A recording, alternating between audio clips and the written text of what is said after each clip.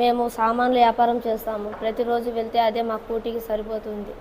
నా పిల్లోడికి తలసేమియా ఉంది మరియు మెంటల్ రిటార్డేషన్ కూడా ఉంది.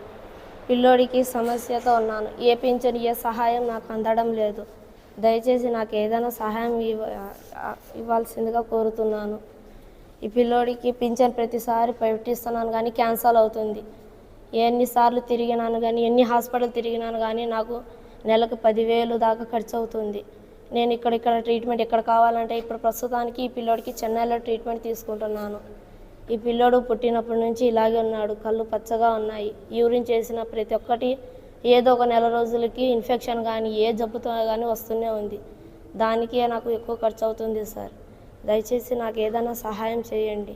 రాష్ట్ర ముఖ్యమంత్రి సార్ చంద్రబాబు సార్ దగ్గర కానీ, మంత్రి నారా లోకేష్ సార్ దగ్గర దృష్టికి కానీ, మా ఎమ్మెల్యే పుట్ట సుధాకర్ సార్ కానీ ఈ దృష్టి తీసుకెళ్లాలని కోరుకుంటున్నాను.